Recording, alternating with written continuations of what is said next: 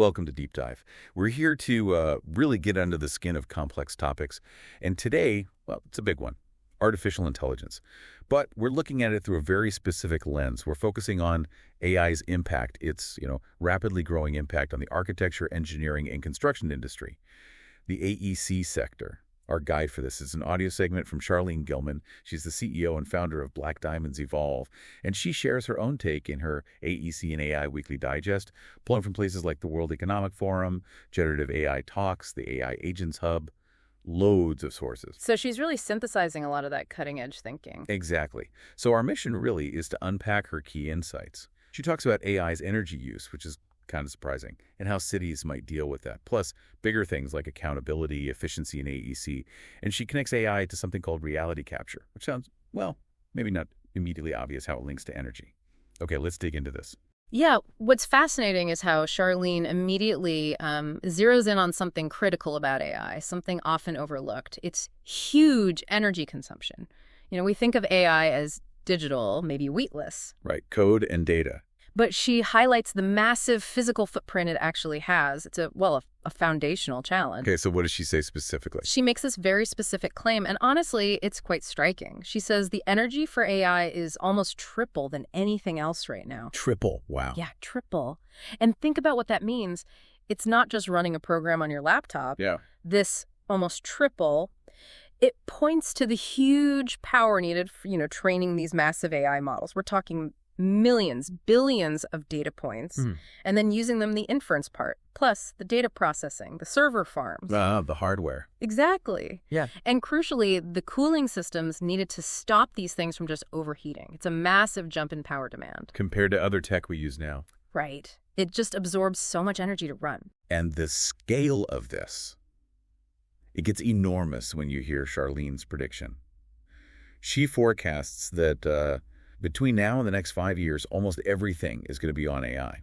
Everything. That's a big statement. It is. Pause and think about that. She lists examples.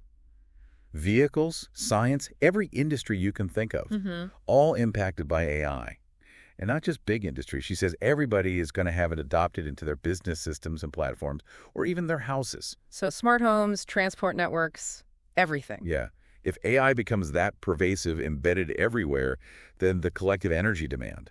Well, it's staggering, isn't it? It could reshape power grids globally. Absolutely. And that brings us right to the immediate challenge, she points out, this huge energy consumption. It's something we are not prepared for just yet. Right. We're behind the curve. Exactly. And that raises a critical question for, urban planning, our infrastructure, our current grids, our utility systems.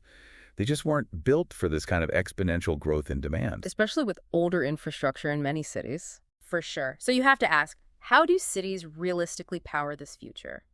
Especially when the tech itself needs so much more energy than we're set up to provide right now? It's not just building more power plants, is it? No, it's about understanding where that demand will hit and how.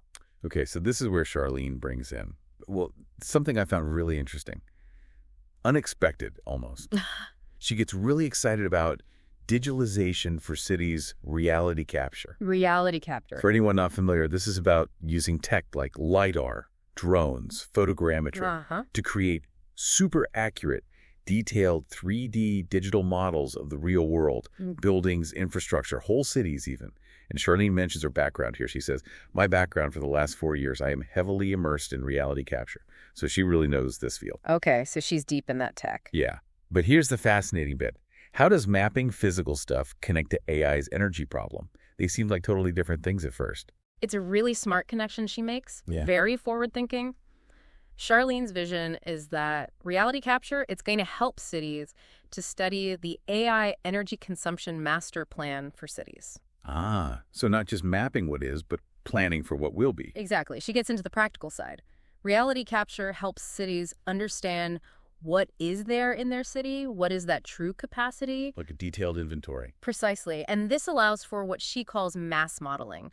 Imagine making these detailed 3D digital twins of the power grid, substations, usage points across a whole city. Wow, okay. It lets cities get a good picture on their current situation, their infrastructure, their energy grid, really granularly. And then you connect that to the AI energy demand. Right. You take that super detailed real-world data, combine it with the knowledge that AI triples energy use, and then cities can almost run some rough estimates as far as what that's going to look like in the growth. So simulations, basically, predicting the load. Yeah, predictive modeling, simulating future AI data center loads, finding potential energy bottlenecks, planning upgrades before demand swamps the system. That makes a lot of sense. Proactive, not reactive. So the end goal is using this precise reality capture data to prepare these AI data centers that are going to start to pop up. Exactly. And to develop these detailed, forward-looking consumption master plans. Right. It lets cities manage energy intelligently, predictively, not just scrambling when AI demand spikes. It's like embedding foresight into the city's infrastructure planning, using data properly. Precisely. And Charlene predicts that reality capture and digitalization for cities is going to take off over the next several years. Because the demand will be there. Yeah, because there's going to be a high level of demand for this kind of detailed, usable data. It stops being niche tech. And becomes essential for planning in the AI era. Absolutely. It's recognizing that the physical world, mapped accurately, is tied directly to the digital world powering our future. This data is the foundation for, resilient cities. Okay, so beyond the huge energy issue and these, frankly, quite cool solutions like reality capture, Charlene also talks more broadly about AI's impact.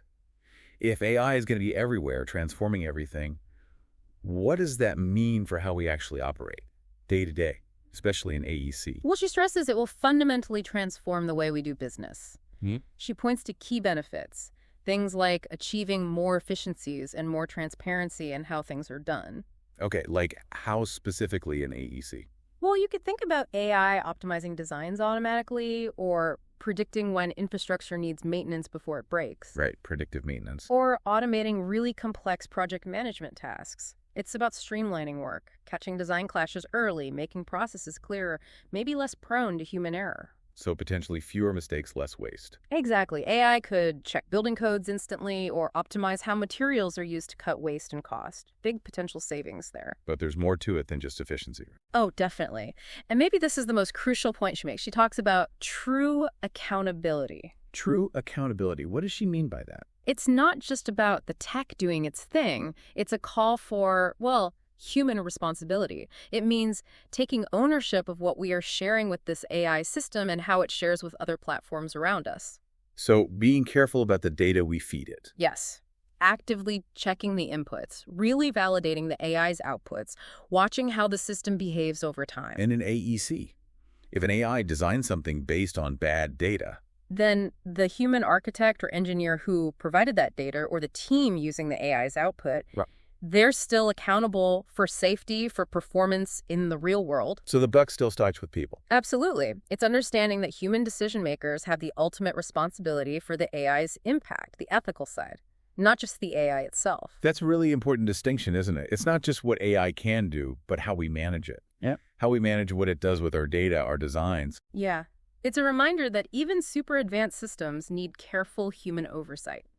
We need that sense of responsibility, understanding the limits, the potential biases. Our role changes, maybe, from doing the task to overseeing the intelligence system doing the task. That's a good way to put it. Critical oversight becomes key.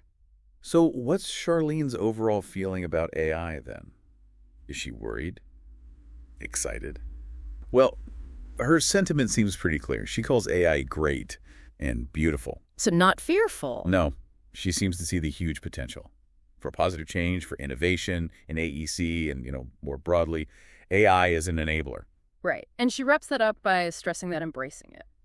Well, it really does take a lot of responsibility and accountability as far as how we use it, and making sure we're being very smart with it at the same time. A balanced view, then. Huge opportunity, but we have to be smart, careful, ethical about it. Exactly. The human element, critical thinking, wisdom stays essential to guide AI's power. We're not just building AI, we're building responsible ways to use it. Okay, and that brings us to the end of our deep dive into Charlene Gilman's perspectives on AI in the AEC world. We've touched on AI's massive energy footprint, that often hidden cost. The really innovative role reality capture might play in helping cities plan for that. That unexpected link. Yeah, and the absolute necessity of accountability as AI gets woven into, everything we do. It's clear the future of AEC and AI are locked together, but it's a future we need to build thoughtfully. So a final thought for you listening. Given what Charlene Gilman points out, what new responsibilities fall on cities, maybe on us as individuals, now that AI could triple energy demand and reshape things so fundamentally? How might you, whether you're learning, working, or just living in this changing world, how might you prepare for or even contribute to the smarter, more accountable future she talks about? Something to think about regarding your own data, your own decisions. Lots to consider there. Thank you for joining us on this deep dive. We'll explore more next time.